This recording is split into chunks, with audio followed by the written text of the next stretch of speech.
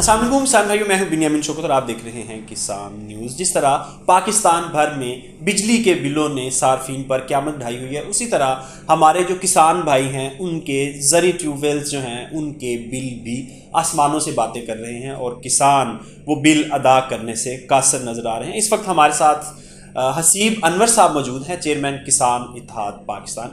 उनसे पूछते हैं कि क्या क्या मसाइल हैं और किस तरह गवर्नमेंट और जो इदारा है जो मैपको है या लेस्को है वो किस तरह किसानों को लूट रहे हैं। जी सलाम।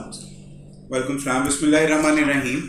सबसे पहले तो ये है कि जो ट्यूबवेल का बिल पहले 2 लाख, 2.5 लाख, 3 लाख रुपए तक आता था, अब वो बिल 7 लाख, 8 लाख तक जंप कर गया हुआ है, जो कि मल्टीप्लाई बाय 3 हो गया हुआ है। इसके अंदर एक तो यूनिट रेट का जो जुल्म ढाया गया है वो, उसके अलावा मैपको की तरफ से, लेस्को की तरफ से जितने लाइन लॉसेस और बिजली चोरी जो कि ये खुद करवाते हैं, उसका इम्पैक्ट भी फार्मर पे डाल दिया गया है। मैंने एक बिल आपके साथ शेयर किया है, वो बिल मेरा अपना ज़ाती बिल है।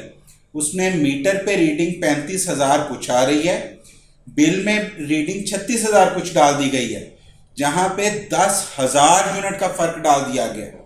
अब ये 10,000 यूनिट को अगर आप 30 रुपए या 40 रुपए से ज़रब देंगे तो ये अमाउंट 3 लाख 4 लाख रुपए तक बन जाएगी।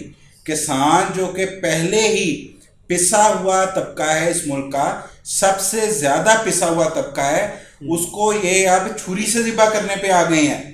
मेरा रकबा लोधरा बेल्ट में है। एक तरफ हमें सैलाब का खदशा है, रोज वहां पे ऐलान किया जाता है सैलाब आ रहा है, सैलाब आ रहा है। दूसरा कहर मैपको ढा रहा है वहां पे, और ये एक मिसाल नहीं है, ऐसी हजारों मिसालें हैं। मकई इन्होंने औने पौने लूट ली, कपास का इस टाइम मार्केट में खरीदार नहीं है, गंदम हमसे 4,000, 3,800, 4,000 ले ली। क्या किसी को 3,800, 4,000 के हिसाब से बिल्कुल नहीं मिल रही इस वक्त मार्केट में। ये फरमाएं कि जो बिल ज़्यादा यूनिट डाल रहे हैं तो क्या किसान जो हैं वो जाके मैपको के या बाकी जो जुम्मेदारान कंपनीज हैं उनके पास जाते हैं कंप्लेन लेके?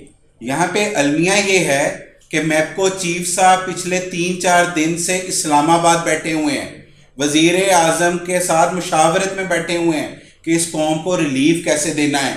उनके बाद उनका जितना अमला है वो अवाम के एहतजाजों से डरता हुआ दफ्तरों में हाजिर ही नहीं हो रहा।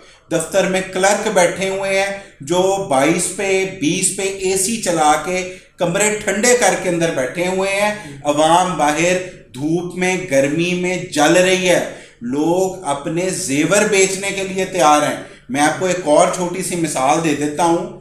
मेरे पास उधर मैपको के दफ्तर के अंदर एक खातून आई। उन खातून किसी स्कूल के अंदर वो ये सफाई सुथराई का काम करती थी। 12,000 उनकी तनख्वाह थी, 23,000 रुपये का बिल उनको भेजा गया था। बिल्कुल ऐसी पाकिस्तान भर में ऐसी स्टोरी सामने आ रही है। ये फरमाएं कि जो हुकूमत ने बजट में प्रॉमिस किया था, जो किसानों को एक पैकेज दिया गया था बड़ा अनाउंस करके, अखबारों में बड़े बड़े इश्तहारात आए थे कि हमने यूनिट जो है वो सब्सिडाइज कर दिया, तो क्या उस सब्सिडाइज रेट पे आपको बिजली मिल रही है या वो सिर्फ दावे थे? इन्होंने सब्सिडी के सारे दावों में ही रह गए। इन्होंने यूनिट का रेट पहले से 3 से ज़रब दे दिया है।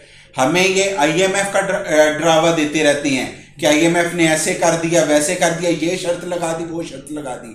अगर हमारा मुल्क मेरे किसान की वजह से इन हालात पे आया है तो आप इसको 3 की जगह भी 4 से ज़रब दे लें। हम तो अपने सर्वाइवल की जंग लड़ रहे हैं, हमें तो हमारी बुनियादी ज़रूरियात से नहीं ऊपर आने दिया। आप जुल्म देखें, इस टाइम सबसे ज्यादा हेपेटाइटिस B और C देहातों में फैल रहा है।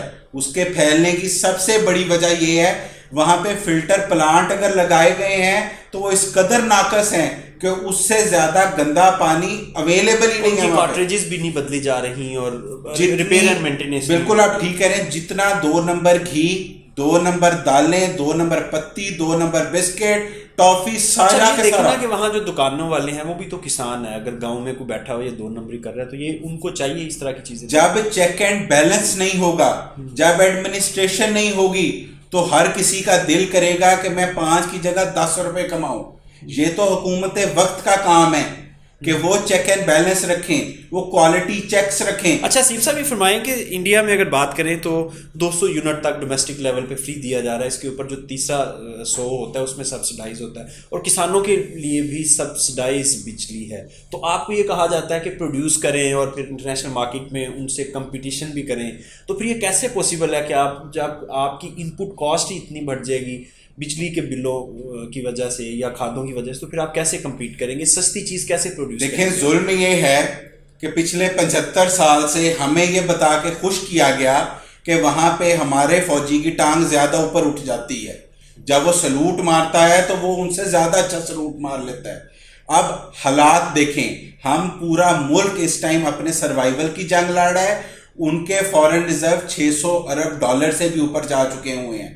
हमारे यहाँ पे ज़राई मुल्क होने के बावजूद, ज़राअत को रीढ़ की हड्डी कहने के बावजूद, हम गंदम कभी किसी मुल्क से मंगवाते हैं, कभी किसी मुल्क से मंगवाते हैं।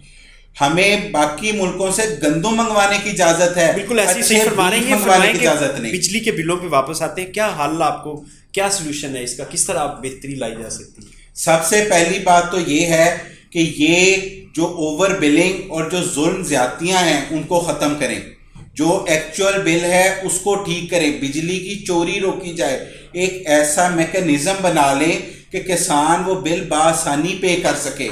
अच्छा, ये सारी वो चीज़ें हैं जो गवर्नमेंट को मुख्तलिफ प्लेटफॉर्म से कही जा रही हैं, अगर वो ये नहीं करते, आपका सब्सिडाइज बिजली नहीं करते, तो आपके पास क्या लाया अमल है?